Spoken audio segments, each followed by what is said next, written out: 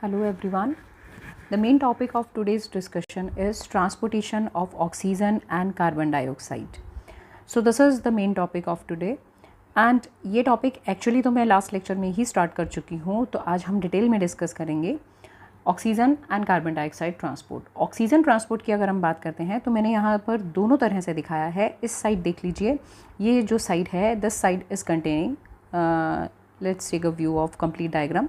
तो this side is containing oxygenated blood.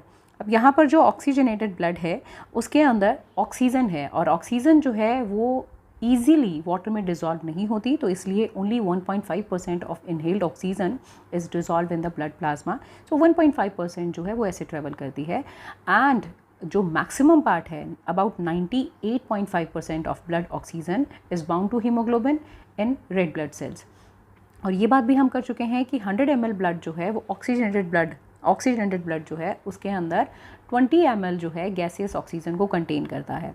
और अगर परसेंटेज की बात करें तो अमाउंट की बात करें तो अगर मैंने आपको लास्ट लेक्चर में भी ये बात बताई थी कि 0.3 ml एंड एक मैंने आपको बताई थी वैल्यू 19.7 ml, क्योंकि जब हम इस परसेंटेज के हिसाब से इसके अकॉर्डिंगली हम 20 ml को डिवाइड करते हैं तो 20 ml का 1.5% इज़ इक्वल टू 0.3 ml और 20 ml का जो 98.5% है दिस इज़ 19.7 ml।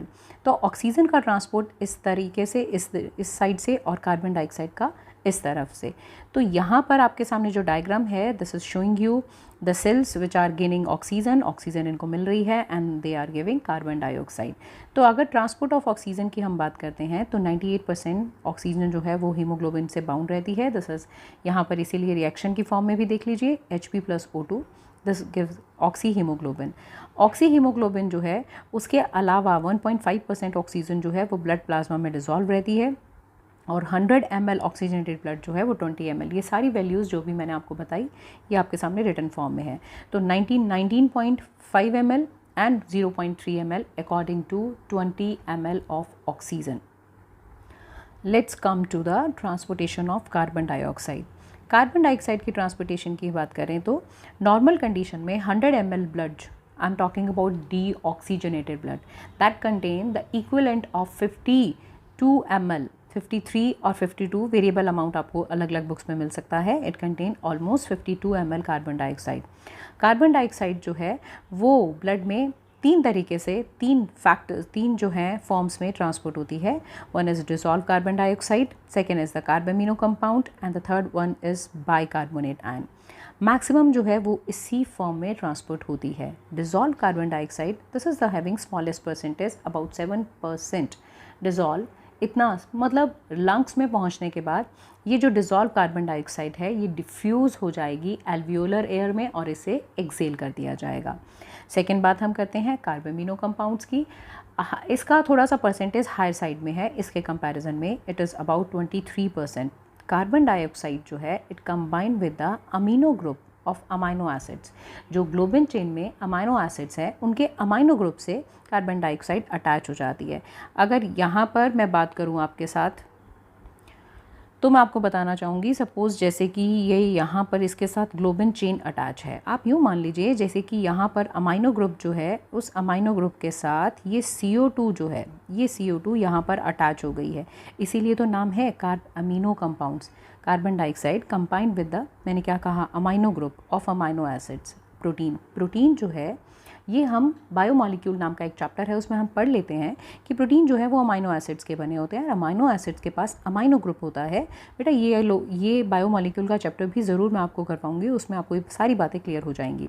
लेकिन अभी के लिए आप याद रखिए, क्योंकि कई बार हम कार्बोक्सी हीमोग्लोबिन और कार्बामिनो में कन्फ्यूज़ हो जाते हैं। कार्बोक्सी हीमोग्लोबिन तब बनता है जब हीमोग्लोबिन CO2 के साथ नहीं कार्बन मोनोऑक्साइड के साथ कंबाइन करता है। लेकिन मैं यहाँ पर इसकी बात नहीं कर रही, मैं बात कर रही हूँ कार्बामिनो कंपाउंड। क्यों? क्योंकि कार्बन डाइऑक्साइड अमीनो ग्रुप से अटैच हो रहा है, that's why it is carbamino compound. और जो कार्बामिनो कंपाउंड है ये जो है इस फॉर्म में 23% जो है वो ट्रेवल करती है। अब बात करते हैं मैक्सिमम अमाउंट की। तो मैक्सिमम अमाउंट जो ट्रांसपोर्ट होता है that is in the form of bicarbonate ions. तो यहाँ पर अगर हम बाइकार्बोनेट आयन की बात करते हैं तो हम कहते हैं ऑलमोस्ट 70%, कितना 70% जो है मतलब कि मैक्सिमम अमाउंट इसी फॉर्म में ट्रेवल करता है। So you have to keep in your minds the percentage, again the 7% dissolved carbon dioxide, carbon amino compound 23% and bicarbonate 70%। जैसे ये भी डिफ्यूज़ हो जाती है वैसे ही कार्बामिनो कंपाउंड जो फॉर्मेशन है कार्बामिनो हीमोग्लोबिन जो है that is actually greatly influenced by partial pressure of carbon dioxide. मतलब कि जैसे मैं एग्जांपल से समझाऊं कि जो टिश्यूज़ कैपिलरीज़ हैं, अब टिश्यूज़ की कैपिलरीज़ यहाँ देखिए, ये टिश्यूज़ की कैपिलरीज़ हैं। यहाँ पर इस टिश्यू की कैपिलरीज़ में जो पार्शियल प्रेशर है वो कार्बन डाइऑक्साइड का that is comparatively high side में होता है टिश्यूज़ कैपिलरीज़ में, ठीक है। And which promote the formation of carb amino compound मतलब कार्ब एमिनो हीमोग्लोबिन जो है वो मैंने क्या कहा, partial pressure of carbon dioxide से इन्फ्लुएंस होता है। अब पार्शियल प्रेशर ऑफ CO2 यहाँ पर ज़्यादा है, इनमें ज़्यादा है, तो यहाँ पे क्या होगा, फॉर्मेशन हो जाएगा ब्लड के अंदर, ये कार्बन डाइऑक्साइड यहाँ से ब्लड में चली जाएगी और ब्लड के अंदर फॉर्मेशन हो जाएगा कार्ब एमिनो हीमोग्लोबिन का, ठीक है। तो यहाँ से कार्ब एमिनो का फॉर्मेशन हुआ। बट अगर हम पल्मोनरी कैपिलरीज़, मतलब कि अगर हम यहाँ पे बात करें दिस इज़ पल्मोनरी कैपिलरीज़ में यहाँ पर partial pressure of carbon dioxide जो लो है, तो इसलिए कार्बन डाइऑक्साइड जो है that readily split apart from the globin and enters in the, यहाँ से एंटर कर जाएगी एल्वियोलाई में by the process of diffusion again. तो ये जो है this was the second type. Now we are moving towards the third and very important type, this is the bicarbonate ion. Bicarbonate ion this is the greatest percentage of carbon dioxide, about 70% जो कि transport होता है as bicarbonate ion. जैसे ही carbon dioxide diffuse होती है systemic capillaries में, red blood sales में enter कर जाती है। ये देखिए, ये आपके सामने ये कैपिलरी है, ये सिस्टमिक कैपिलरी है क्योंकि यहाँ पर आपके सामने दिस इज़ इंटरस्टिशियल फ्लूइड यहाँ पर, और इसके साथ यहाँ पर टिश्यूज़ आपको नज़र आ रहे हैं।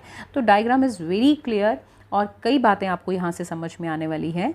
तो टिश्यूज़ के अंदर partial pressure of carbon dioxide is on the higher side. तो अब यहाँ से CO2 जो है, क्योंकि यहाँ पर पार्शियल प्रेशर, अगर हम सेल्स की बात करें तो यहाँ पर partial pressure of carbon dioxide जो है दिस इज़ 45 mm मरकरी, ठीक है। ये पार्शियल प्रेशर है, यहाँ पर कार्बन डाइऑक्साइड का ज़्यादा है लेकिन ऑक्सीजन का पार्शियल प्रेशर जो है this is 40 mmHg। I am talking about the cell. अब यहाँ पर कार्बन डाइऑक्साइड का पार्शियल प्रेशर क्योंकि ज़्यादा है तो यहाँ से carbon dioxide will transport into RBC। अब देखिए, जैसे कि यहाँ पर हमने देखा है कार्बन डाइऑक्साइड जो है वाटर के साथ, जब ये कार्बन डाइऑक्साइड वाटर के साथ रिएक्ट कर रही है it is forming carbonic acid in the presence of an enzyme, this enzyme is carbonic anhydrase. देखिए ये एंजाइम जो है ये कार्बोनिक एनहाइड्रेज मैंने दिखाया है, कार्बोनिक हाइड्रेज। अब कार्बोनिक एनहाइड्रेज जो है that is actually speeding up the reaction, जो कि एंजाइम्स का काम ही होता है। कार्बन डाइऑक्साइड और वाटर जो है वो बनाएंगे कार्बोनिक एसिड। कार्बोनिक एसिड जो है ये स्प्लिट हो जाएगा, किस में, ये हो जाएगा हाइड्रोजन आयंस में एंड बाइकार्बोनेट। तो ये आपके सामने है, this is what we call it hydrogen ions. अब ये हाइड्रोजन आयंस जो हैं इसके अलावा यहाँ पर बनते हैं बाइकार्बोनेट। ये जो है दो तरह के आयंस यहाँ पर क्रिएट हो रहे हैं और ये बाइकार्बोनेट आयन। अब चलिए यही चीज़ हमें RBC में देखनी है कि RBC जो है उसके अंदर ये चीज़ किस तरह से हो रही है। तो चलिए लेकर आइए अपने कार्बन डाइऑक्साइड को, कार्बन डाइऑक्साइड जो कि आपकी सेल ने प्रोड्यूस की हैं। सो पहले मैंने लिया carbon dioxide is here, carbon dioxide जो है it is actually moving inside the RBC। ये RBC के अंदर मूव कर रही हैं। जब ये आरबीसी के अंदर मूव करेंगी, ऑब्वियसली पहले ये इंटरस्टिशियल फ्लूइड में जाएंगी, पहले आप इसे बाहर निकालिए, यहाँ से ये ब्लड कैपिलरी में जाएंगी, कुछ अमाउंट डिज़ोल्व हो जाएगा, लेकिन कुछ अमाउंट जो है हमने कहा कि ये CO2 जो है ये यहाँ पर पहुँची और CO2 यहाँ पर वाटर के साथ कंबाइन हो रही है और एंजाइम है कार्बोनिक एनहाइड्रेज, और उस कार्बोनिक एनहाइड्रेज की प्रेजेंट में ये बना रही है H2CO3 which is carbonic acid. Carbonic acid जो है it will readily split into H positive मतलब कि hydrogen ion, and it will also give you bicarbonate ions. ये जो बाइकार्बोनेट आयंस जो हैं, इस बाइकार्बोनेट आयन के लिए यहाँ पर ट्रांसपोर्टर मौजूद हैं। ये ट्रांसपोर्टर मॉलिक्यूल एक्चुअली अलाउ करते हैं कि ये जो कार्बन डाइऑक्साइड HCO3 की फॉर्म में कन्वर्ट हुई है, अब ये HCO3 जो है ये आ जाएंगे बाहर, मतलब कि ब्लड कैपिलरी में ये पहुंच जाएंगे प्लाज्मा में।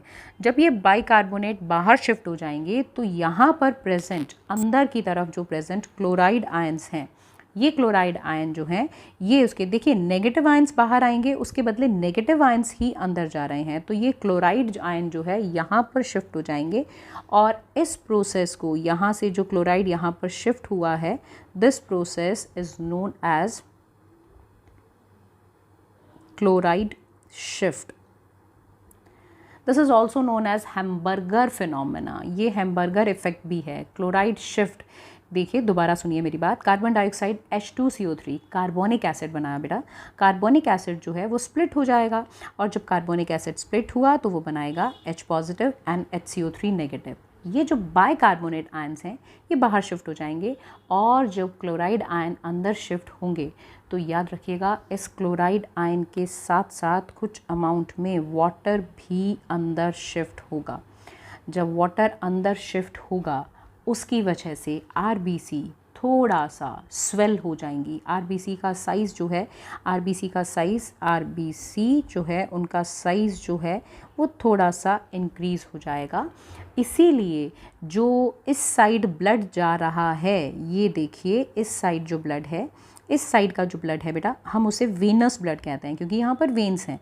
यहाँ से आप जानते हैं कि कैपिलरीज़ में कैपिलरीज़ ने ब्लड को कलेक्ट करके, ब्लड को कलेक्ट मतलब कि कार्बन डाइऑक्साइड को कलेक्ट करके जब ये जा रही है तो ये वेनस ब्लड है। इसीलिए वेनस ब्लड के अंदर जो हेमाटोक्रिट वैल्यू होती है, हेमाटोक्रिट वैल्यू जो है इसको आगे मैं एक्सप्लेन करूँगी, ये वैल्यू जो है वो कंपैरेटिवली ज़्यादा होती है।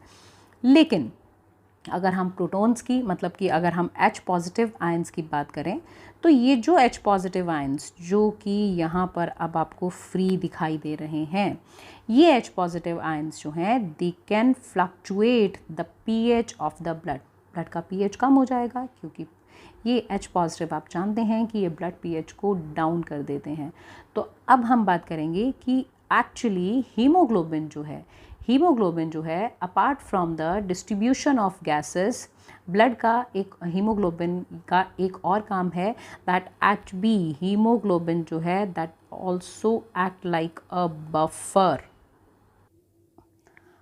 अब मैंने इसको यहाँ पर बफर क्यों कहा है, क्योंकि एक्चुअली हीमोग्लोबिन जो है इन प्रोटॉन्स को मतलब कि इन हाइड्रोजन आयंस को अपने साथ बाइंड कर लेता है और जब ये हाइड्रोजन आयन को अपने साथ बाइंड कर लेता है तो ये pH को फ्लक्चुएट नहीं होने देता।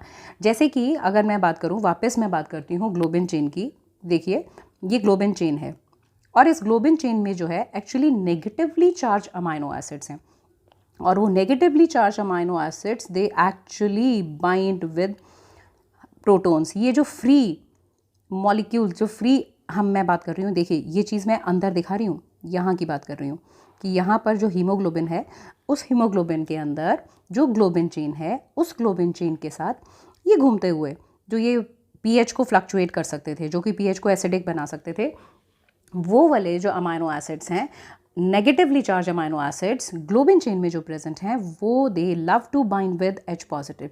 जैसे ये H पॉजिटिव के साथ बाइंड होंगे, H पॉजिटिव ये नॉटी मॉलिक्यूल्स हैं, घूम रहे थे।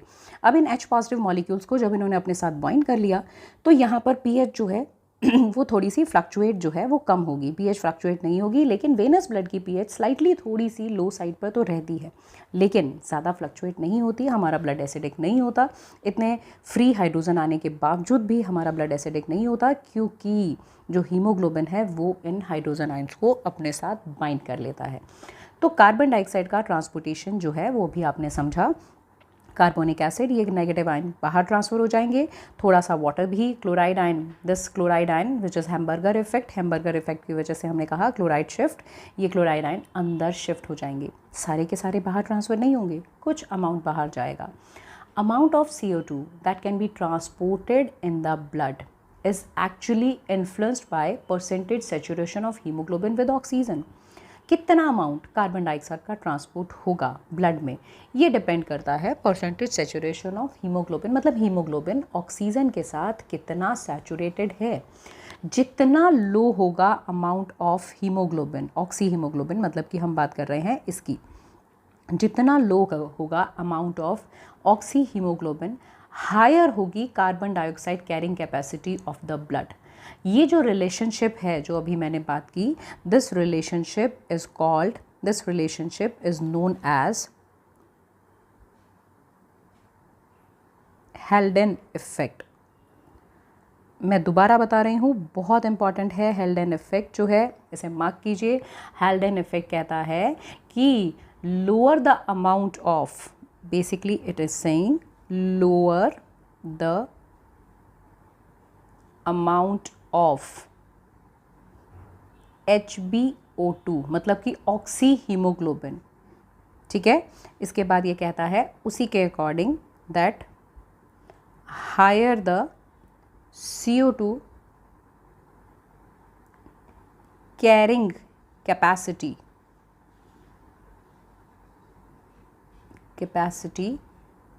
ऑफ ब्लड, जितना अमाउंट HbO2 मतलब कि जितना amount, lower the amount of HbO2 higher the CO2 carrying capacity of the blood, मतलब अमाउंट ऑफ CO2 जितनी जो भी ट्रांसपोर्ट होगी ब्लड में, एक्चुअली इन्फ्लुएंस्ड बाय कितना हीमोग्लोबिन जो है वो ऑक्सीजन के साथ कंबाइन है, that is called Haldane effect. Two characteristics of deoxyhemoglobin gives transport more carbon dioxide than HbO2। deoxyhemoglobin buffer करता है हाइड्रोजन को, ठीक है, देन ऑक्सी हीमोग्लोबिन के कंपैरिजन में। और जैसे ही हम जो ये हाइड्रोजन प्रोटॉन्स की मैंने बात की है, ये जो हाइड्रोजन आयन की बात की है, जैसे ही हाइड्रोजन आयन रिमूव होंगे तो क्या होगा, जब हाइड्रोजन आयन रिमूव होंगे तो यही इफेक्ट आप एल्वियोलाई में देखेंगे, क्योंकि जब हाइड्रोजन आयन रिमूव हो जाएंगे तो ये ऑक्सी हीमोग्लोबिन में कन्वर्ट हो जाएगा, मतलब कि ऑक्सीजन हीमोग्लोबिन के साथ कंबाइंड हो जाएगी। तो ये आप आगे के लेक्चर में, मैं यहाँ पर अभी जो मैंने बात की है, this is the conversation about the systemic capillaries, मतलब कि इंटरनल रेस्पिरेशन की बात कर रहे हैं। नेक्स्ट लेक्चर में हम एक्सटर्नल एक्सपिरेशन की बात करेंगे कि ये इफेक्ट जो है, जो हमने हेल्डेन इफेक्ट की बात की है, हम इसे रिवर्स कैसे करेंगे। और हम यहाँ पर ये भी देखेंगे कि बेसिकली अब ये जो कार्बन डाइऑक्साइड ट्रांसपोर्ट हो रही है, ये कार्बन डाइऑक्साइड वापस अब एल्वियोलाई में डिफ्यूज़ किस तरह से होगी, ये जो बाइंड है अब ये कैसे फ्री होगी कि ये एल्वियोलाई में डिफ्यूज़ हो सके। Thank you and please wait for the next lecture.